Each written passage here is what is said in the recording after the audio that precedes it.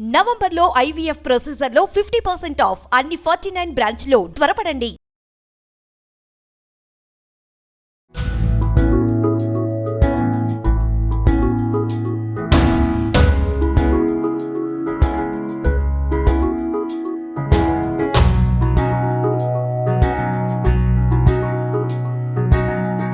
Welcome to mom's kitchen.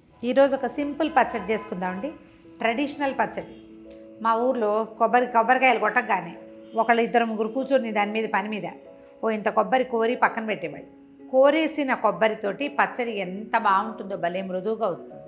తర్వాత ఏముంది, రోట్లో తాలింపు వేసుకుని మూకుడులో తాలింపు వేయటం, దాన్ని తీసుకెళ్ళి రోట్లో వేయటం, అది రుబ్బేయటం. ఈ కోరిన దాన్ని అందులో వేసి 2 సార్లు తిప్పితే చాలు, ఈవెన్గా కలిసిపోయేది. అన్నంలో కలుపుకోవడానికి చాలా బాగుంటుంది. మనకి మిక్సీలు వచ్చాక మనం ఏం చేస్తాం, ఈ ముక్కలు కొట్టి తాలింపు రుబ్బాక ఇది అందులో పడేసి కచ్చాపచ్చా రుబ్బి వేళ అది గట్టిగా ఉంటే కాస్త నీళ్లు పోసి ఏమిటో చేస్తాం. ఇప్పుడు పురాతన కాలపు విధానాలు అంటే మరి అప్పుడు మనలాగా వస్తువులు లేక, ఇలా మిక్సీలు లేక చేసేవాళ్ళని అనుకోవటానికి వీల్లేదు. కానీ అదే నిజమేమో అనిపిస్తుంది. ఆలోచించి చూడండి, ఇది కోరేసుకున్నాక పచ్చడి ఎంత బాగుంటుందో. అయితే కొబ్బరి పచ్చడి చేద్దాం. ఇంతకుముందు టమాటా కొబ్బరి చేసాం, ఒకసారి చెక్ చేయండి, అది కూడా బాగుంటుంది. ఆ రొట్టెల్లో కూడా నలుచుకోవడానికి బాగుంటుంది. ఇది ప్యూర్లీ అన్నంలోకి మాత్రమే. మంచి పర్ఫెక్ట్ తిరగమాత ఒకటి వేయటం, అది ఇది కలిపి రుబ్బేయటమే. వేడి అన్నంలో వేసుకుని తింటే ఎక్సలెంట్గా ఉంటుంది. ఇది శీతాకాలం వచ్చేసింది కదా, రాత్రిళ్ళు తినకుండా ఉండటం మంచిది. పగటిపూట వేడి అన్నంలోకి మహా బాగుంటుంది. ట్రై చేద్దాం. చాలా చిన్నదండి, సింపుల్ కూడా. ఇది కొబ్బరి కొట్టేసేయండి, నీళ్లు పారిపోయొద్దు లేదా తాగేసేయద్దు. చాలామంది ఏం చేస్తాం, ముక్కు కింద గొంతులో పోసేస్తాం, కాసిన నీళ్ళు ఏం చేస్తాను లేదు. చట్నీలోకి, మనకి పచ్చడిలోకి అవసరమైతే కొబ్బరికాయ కొట్టిన నీళ్లు కనుక పోస్తే పచ్చడి పాడవదు. మామూలు నీళ్ళు పోస్తే పచ్చళ్ళు పాడైపోతాయి కదా, కొబ్బరి పచ్చడి తొందరగా పాడవుతుంది. కొబ్బరి నీళ్ళని పచ్చడిలో పోసుకోవాలి, తీపిగా ఉంటుంది. 2 మిరపకాయలు ఎక్స్ట్రా వేసుకుంటాం, కానీ పచ్చడి మాత్రం పాడవదు. రేపు సాయంత్రానికి కూడా బాగుంటుంది కొబ్బరి నీళ్ళతో కనుక చేస్తే. నీళ్ళు పక్కన పెట్టండి, చిన్న ముక్కలు తరిగి పెట్టుకోండి.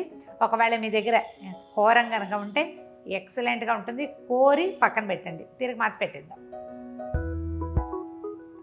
అంత చాలా నూనె వేయక్కర్లేదండి, ఎందుకంటే కొబ్బరిలోనే సహజంగా నూనె ఉంటుంది కదా, ఎక్కువ నూనె అక్కర్లేదు. ఈ కొబ్బరి పచ్చడిలో నుండి శనగపప్పు వేయటము వేయకపోవటము 2 మెథడ్స్. శనగపప్పు వేసేసరికల్లా ఇది ఇడ్లీ పచ్చడి టేస్ట్ వస్తుంది. మనం అసలు శనగపచ్చడే ముట్టుకోం, శనగపప్పే ముట్టుకోం, అసలు శనగపప్పు లేదు ఇందులో. జస్ట్ మినపప్పుతోటి చేసుకుంటాం. మినపప్పు వేయటం వల్ల కొబ్బరి పచ్చడికి చాలా రుచి, కమ్మదనం వస్తాయి. అస్సలు శనగపప్పు వేయకుండా ట్రై చేసి చూడండి, ఒకవేళ శనగపప్పు అలవాటు ఉంటే. ఈ కొబ్బరి పచ్చడి తిరిగి మాత్రలో మెంతులు చాలా కొంచెం అండి, ఇది ఒక మినిమల్ థింగే అనమాట, చాలా తక్కువ వేసుకోవాలి. 2 గింజలే వేస్తున్నాను.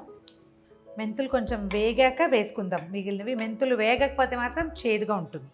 ఆవాలు ముందు వేసేద్దాము. 1 స్పూన్ ఆవాలు చిటపట్లాడాక 1 స్పూన్ దాకా మినపప్పు,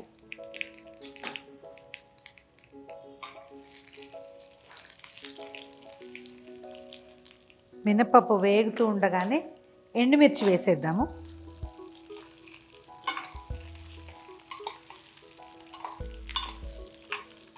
మిరపకాయలు నల్లబడనివ్వకుండా ఉంచుకుంటే మంచిది.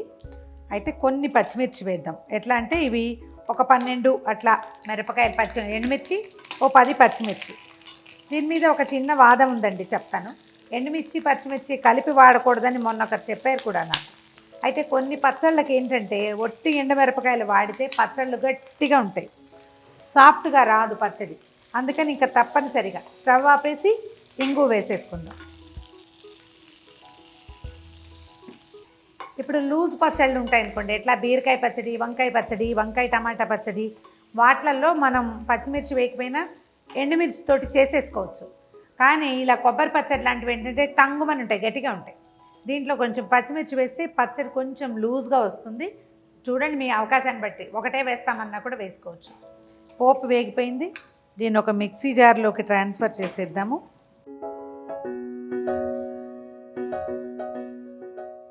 ఇప్పుడు మనం ఒక చిప్ప కొబ్బరి పచ్చడి చేసుకోదలిస్తే మనం వేసిన పోపుకి సుమారుగా ఒక ఉసిరికాయ ఇంత చింతపండు పెట్టుకోవాలండి. దీన్ని ఏం చేయొచ్చు అంటే చింతపండుని వేడి నీళ్ళు పోసి పక్కన పెట్టుకోవటం. లేదా కాసిన నీళ్ళు పోసి మనం ఇలా కుక్కర్ ఏదో పెడతాం చూడండి, ఆ కుక్కర్ మీద కనుక ఆ చిన్న కప్పులో కాసిన నీళ్ళు పోయటము, చింతపండు అందులో పెట్టి దాని మీద పెట్టేస్తే బాగా మెత్తగా ఉడికిపోయినట్టు అయిపోతుంది. వేడిగా అవుతాయి కదా నీళ్ళు, దాన్ని వాడుకోండి. పచ్చడి కొంచెం లూజ్గా వస్తుంది. మీకు చూపించడానికి నేను చెప్తున్నాను. ఇది ఒక ఉసిరికాయ అంత చింతపండు సరిపోతుంది. ఓకే, చింతపండు తడిసిన చింతపండు ఉంది, అది వేసేద్దాము. ఇవి మొత్తం గ్రైండ్ చేసేయటము, ఇందులో కొబ్బరి ముక్కలు వేయటము, ఉప్పు సరిపడా వేసుకోవటము, గ్రైండ్ చేసేయటమే. మిక్సీలో వేసేసాము పచ్చడి.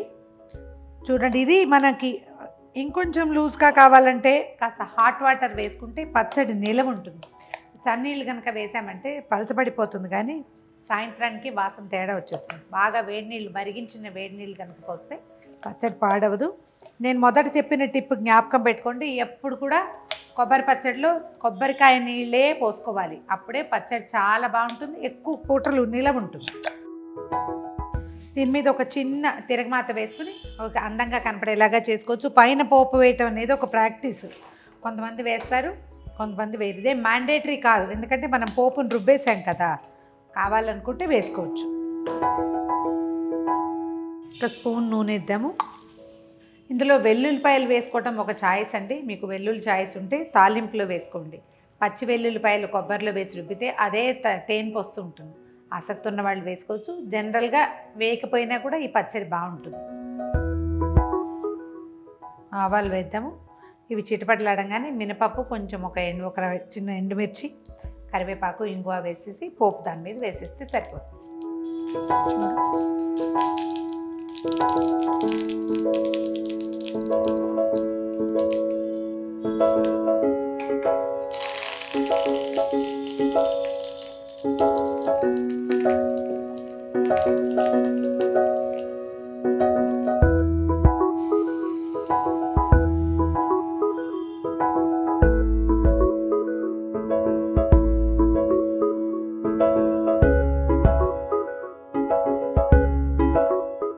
గుమగుమలాడే సింపుల్ కొబ్బరి పచ్చడి రెసిపీ రెడీ అండి. ట్రై చేసి చూడండి.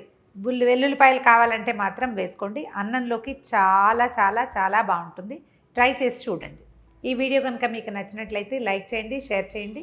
మరిన్ని ఇంట్రెస్టింగ్ వీడియోల కోసం సుమన్ టీవీ మామ్స్ కిచెన్ని సబ్స్క్రైబ్ చేసుకోండి.